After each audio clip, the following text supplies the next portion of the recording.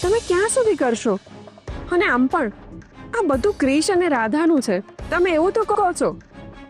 હા, બધું એમનું જ છે, પણ ક્રિશ પોતાના રીતે કંઈ કરવા માંગતા હોય તો આપણે એમને પહેલો પ્રેફરન્સ આપવો જોઈએ. હા, હું રશ્મિની વાત સાથે સહમત છું. અને મીતાફે તમે જરાય ચિંતા ના કરશો, હું પપ્પાજીના બિઝનેસમાં પણ એમને સપોર્ટ કરીશ. થેન્ક યુ ક્રિશ, તું હંમેશા મારા સપોર્ટમાં ઊભો જ હોય છે. પણ આ તક સામેથી ચાલીને આવી છે. You must try for this. અને આમ પણ આપણા દેશમાં અનએમ્પ્લોયમેન્ટ બહુ છે, અને આ તો હજી ખાલી એડ છે.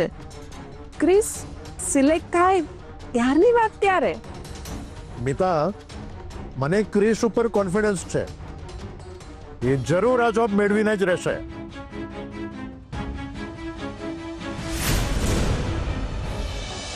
નવા બિઝનેસ માટે કરેલો ખર્ચો અને મહેનત માથે ના પડે ને સારું છે. અરે મારી મીઠડી, આટલું બધું શું વિચારે છે તું? મને ખબર છે કે તને ધંધાનું ટેન્શન હોય છે, પણ જો બેટા, તારી આ બાની એક વાત યાદ રાખજે. જમતી વખતે કોઈ જ વિચારો નહીં કરવાના, નહીતર ખાવાનું આપણા શરીરને નથી લાગતું. હા બેટા. હા બા, પણ હું શું કરું? હા, નવો બિઝનેસ શરૂ કર્યો છે ને, એનું ટેન્શન છે મને. તું જરાય ચિંતા ના કરીશ, બધું જ તારા ધાર્યા પ્રમાણે જ થશે. સાચે જ? હા, તારા આ બાની વાત છે ને ક્યારેય ખોટી નથી પડતી બેટા.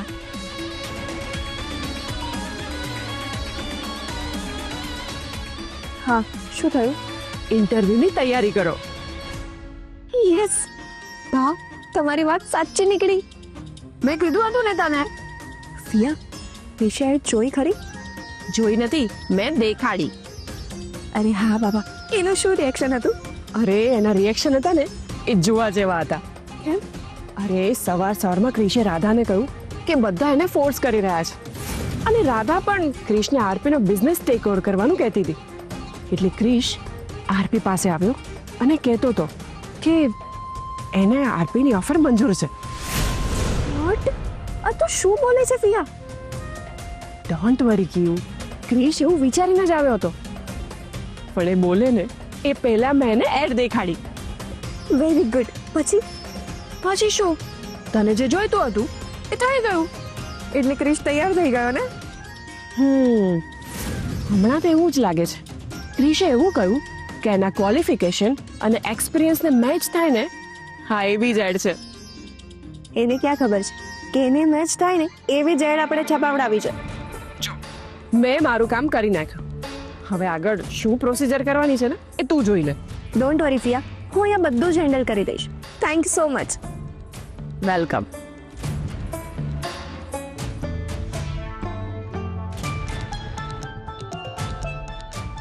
યસ યસ યસ, ચક્રવ્યૂહના 7 કોઠામાંથી પહેલા કોઠામાં ક્રિશ આવી ગયો.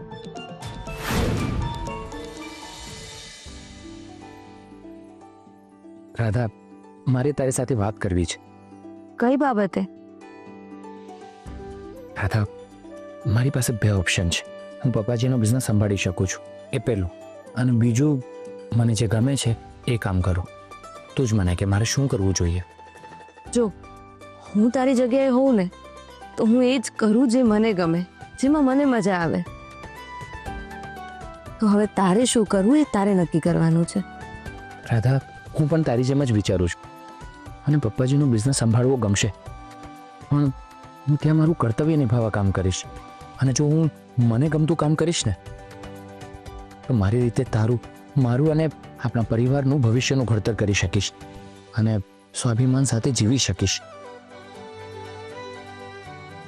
તને જે વાતથી ખુશી મળતી હોય તારે એ જ કામ કરવું જોઈએ. રાધા, હું નવી કંપનીમાં મારું નસીબ અજમાવવા માંગુ છું. હું તારા નિર્ણયથી સહેમત છું. અને પણ નાની, આવ, બેસ.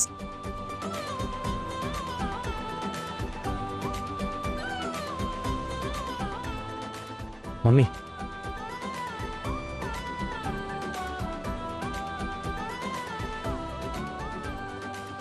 બસ ભગવાનને એક જ પ્રાર્થના છે કે હવે આ કામમાં કોઈ વિઘ્ન ના આવે તો સારું.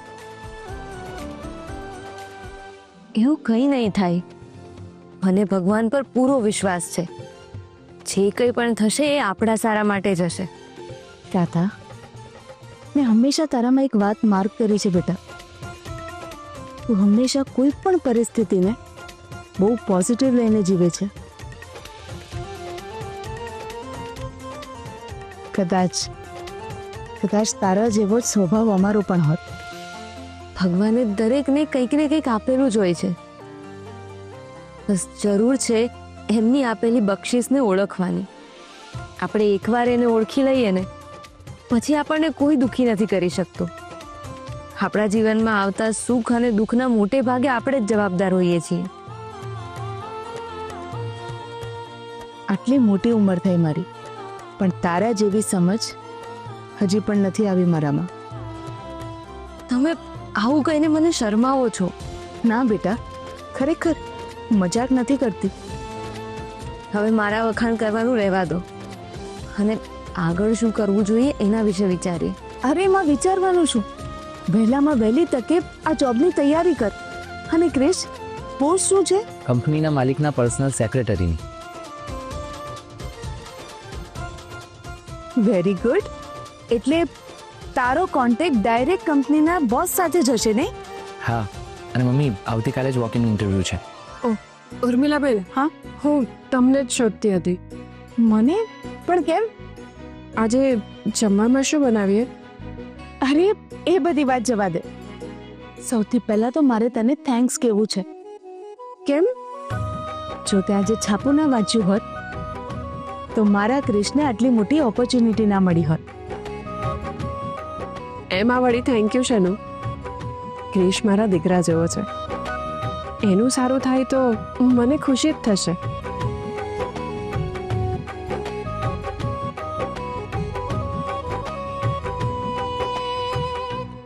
નીતા, તું બહુ સારી છે.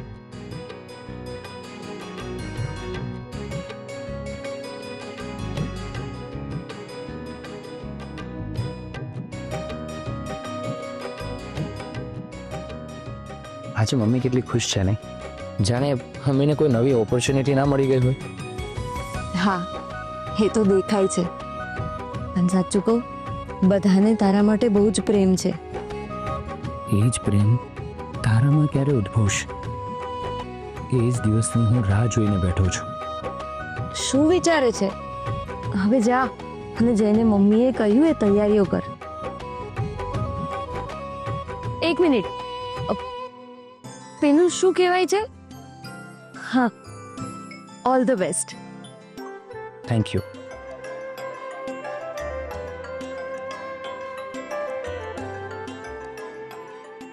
અહીંયા ક્રિશ અને મમ્મીજી કેટલા ખુશ છે, પણ ત્યાં ક્રિશનો નિર્ણય સાંભળીને મમ્મી પપ્પા શું વિચારતા હશે?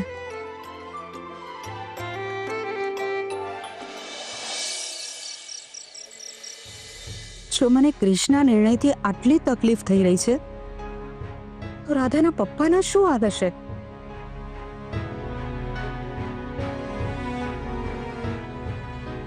હું સ્વસ્થ છું રશ્મિ. તમે ક્યારે આવ્યા? જ્યારે તારી આ મોટી મોટી આંખોમાંથી તું અનમોલ આંસુઓ વહાવી રહી હતી ને ત્યારે. ના ના, એવું કઈ નથી. તું કંઈ પણ કે, પણ તારી આંખો ચારી ખાઈ છે. સાચું કહું, મને એમ હતું કે ક્રિશ જો તમારો કારોબાર સંભાળી લેશે તો તમારો ભાર હળવો થઈ જશે. હા, ઉંમરે તમે આટલો મોટો બિઝનેસ એકલા હાથે કેવી રીતે સંભાળશો? તમારી ઉંમરે તો લોકો આમ રિટાયર્ડ થઈને શાંતિથી જીવન જીવતા હોય છે. કમાન રશ્મિ, એટલે તું એમ કહેવા માંગે છે કે હું હવે ઘરડો થઈ ગયો છું, કામ નથી કરી શકતો? શું તમે પણ? રશ્મિ, આજે પણ હું એટલો જ ફિટ છું જેટલો આપણા કોલેજના દિવસોમાં હતો. શું તમે પણ? કેમ, હું ફિટ નથી લાગતો? આ મારા બાયસેપ્સ જો. સાચું કહું રશ્મિ, તો આજે પણ હું સવારે મોર્નિંગ વોક પર જાઉં છું ને ત્યારે ઘણી બધી નજર મને જોતી હોય છે. કઈ પણ બોલો છો તમે? ખરેખર કહું છું, તું એક દિવસ મારી સાથે મોર્નિંગ વોક પર આવ તો તને ખબર પડશે. હા હવે શું મારી દરેક વાતને તમે મજાકમાં લો છો? સાચું કહું, મને તમારી તબિયતની બહુ ચિંતા રહે છે.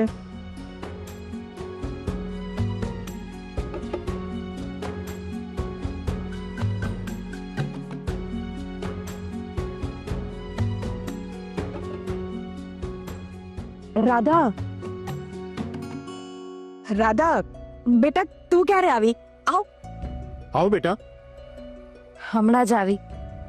સોરી ક્રિશ વતી હું તમારી માફી માંગુ છું.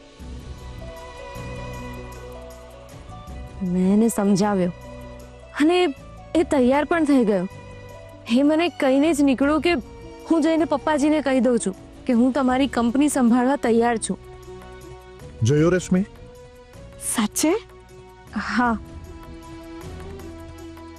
પણ અચાનક એને છાપામાં નવી નોકરીની જાહેરાત જોઈ એટલે તમને કહેતા અટકી ગયો. એણે મને આવીને પૂછ્યું કે હવે મારે શું કરવું જોઈએ. તો મને લાગ્યું કે કોઈ પણ વ્યક્તિને આપણે એની ઈચ્છા વિરુદ્ધ ક્યાં સુધી બાંધી શકીએ. અત્યારે એની ફરજ સમજીને કદાચ તમારી કંપની સંભાળવા તૈયાર પણ થઈ જાય અને ભૂલે ચૂકે થોડો સમય કંપની સંભાળી પણ લે. વર્ષ 2 વર્ષ પછી એને એનું ગમતું કામ મળે ત્યારે તમને વધારે તકલીફ થાય એવું મને લાગે છે. તારી વાત 100% સાચી છે બેટા. કોઈ માણસ મન મારીને લાંબો સમય કામ નથી કરી શકતો. મારાથી જ્યાં સુધી થશે ત્યાં સુધી હું કરીશ, પછી હું છું ને.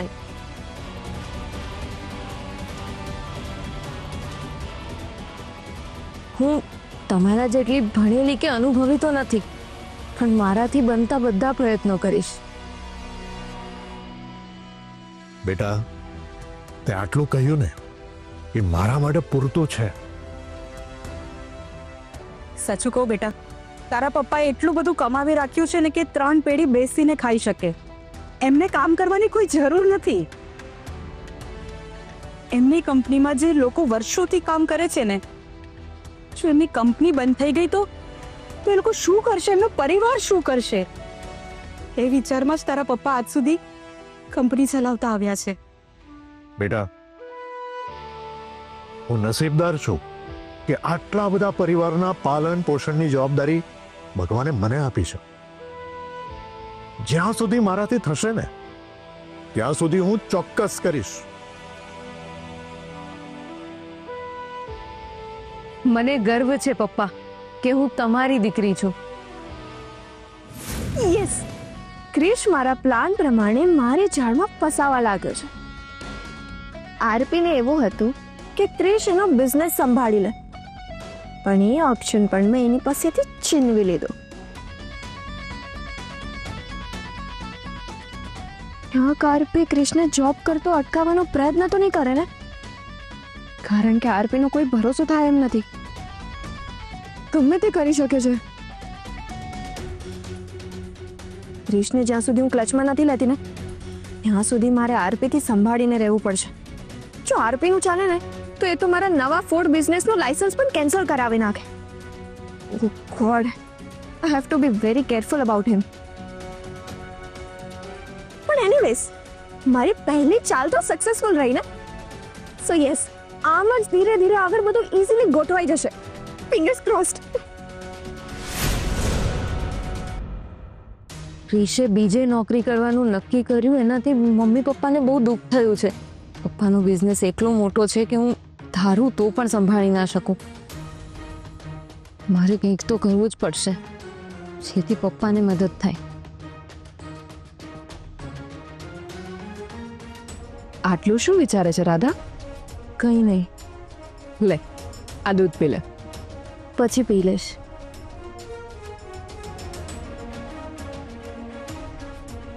તારી ઉદાસીનું કારણ મને સમજાય છે.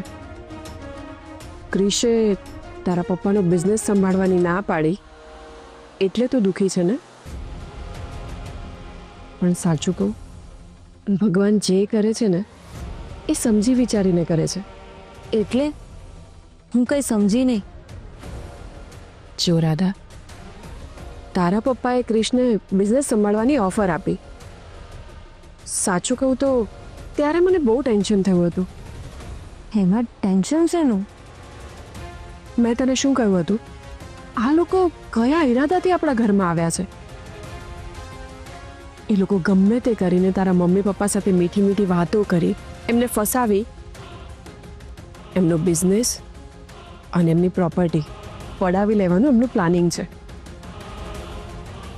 અને ઉપરથી તારા પપ્પા સામે ચાલીને ખજાનાની ચાવી એમને સોંપવા માંગતા હતા. એટલે મેં જાણી જોઈને ક્રિશને એડ દેખાડી.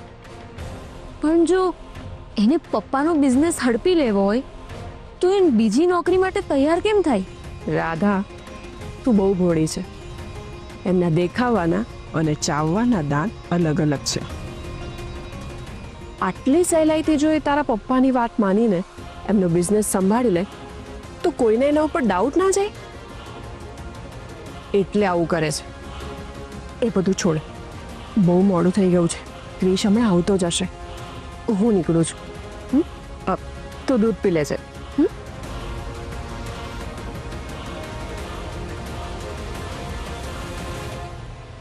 તારે જેટલી વાર્તાઓ બનાવી હોય એટલી બનાવી લે, પણ તારી વાર્તામાંથી જ હું મારો રસ્તો શોધી લઈશ. ચાલો, વર્ષની શરૂઆત સારી રીતે થઈ છે, એટલે મને આશા છે કે આખું વર્ષ સારું જશે. હર્ષને નોકરી મળી ગઈ, ક્રિશને નવી તક મળી ગઈ.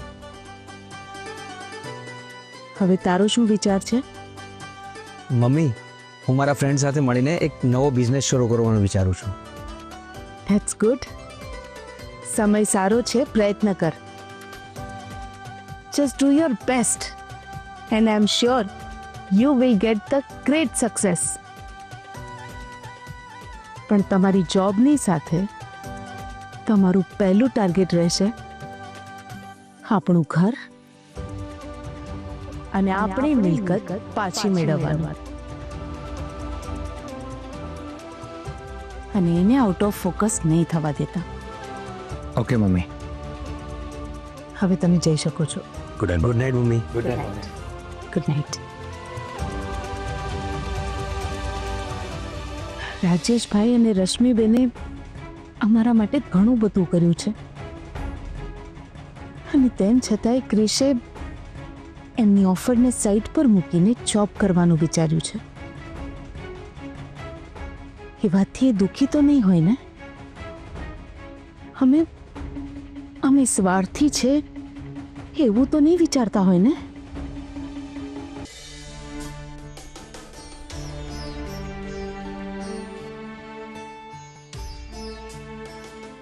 રાધા, કેમ હજી સુધી સૂતી નથી? ઊંઘ નથી આવતી. શું વિચાર કરે છે? હવે તો બધું સારું થવા લાગ્યું છે ને? હા, મને ખાતરી છે કે આ નોકરી તને જ મળશે. સાચે જ? બસ તારી વાત સાચી પડે ને મને આ નોકરી મળી જાય તો આપણા બધા પ્રોબ્લેમ સોલ્વ થઈ જશે. સારો પગાર મળશે ને તો આપણા પૈસાનો પ્રોબ્લેમ પણ સોલ્વ થઈ જશે. રાધા, મારો પહેલો પગાર આવશે ને તેમાંથી તને, મમ્મીને અને નીલા ભાભીને સારી સાડીઓ અપાવીશ. તું કેટલા સમયથી એકની એક સાડીઓ પહેરે છે, એ મારાથી જોવાતું નથી. કપડાથી શું ફરક પડે છે? માણસના પહેરવેશ કરતા એનો સ્વભાવ સારો હોવો જોઈએ એવું હું માનું છું. રાધા, હું બહુ લકી છું કે મને તારા જેવી પત્ની મળી. આટલા દુઃખમાં પણ હસતા મોઢે મારો સાથ આપે છે તું. રાધા, હમણાં થોડા દિવસમાં છે ને પ્રોપર્ટીના કેસનું સોલ્યુશન પણ આવી જશે. પછી આપણે બધા પહેલાની જેમ સાથે રહીશું. હા. સારું, ચાલ હવે તું સૂઈ જા.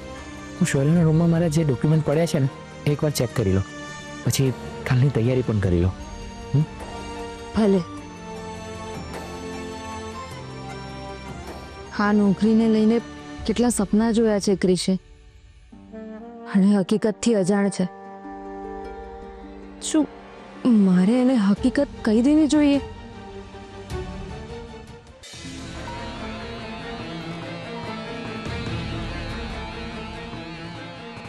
હા બોલ ફી ત્યાંના શું હાલ છે? અરે તું અહીંયા હોત ને તો આરપી અને રશ્મિ બંનેના ચહેરા જોવાની તને મજા પડી ગઈ હોત. એવું તો શું થયું? બંને પતિ પત્નીને બહુ કોન્ફિડન્સ હતો ને કે ક્રિશ એનો બિઝનેસ સંભાળી લેશે. એમની બધી આશાઓ પર પાણી ફરી ગયું. એ તો થવાનું જ હતું ફિયા. આરપી પોતાની જાતને બહુ હોશિયાર સમજે છે ને, એની સાથે તો આવું જ થવું જોઈએ. એણે મને કેટલી હેરાન કરી છે ને એ મને બહુ સારી રીતે યાદ છે. ક્રિશ સાથે મારા લગ્ન થતા હતા ત્યારે એને મંડપમાંથી મને ઊભી કરીને પોતાની દીકરી રાધાને બેસાડી દીધી હતી. આ ઘા હજી સુધી નથી ભરાયો ફિયા, અને આ ઘાને હું રૂછાવા પણ નહીં દઉં. ક્રિશ સાથે જીવન જીવવાનું જે સપનું હતું ને એ આરપીએ રોડી નાખ્યું. આરપી હજી મને ઓળખતો નથી. આઈ સ્વેર હું ગમે તે કરીને ક્રિશને મારો બનાવીને જ રહીશ.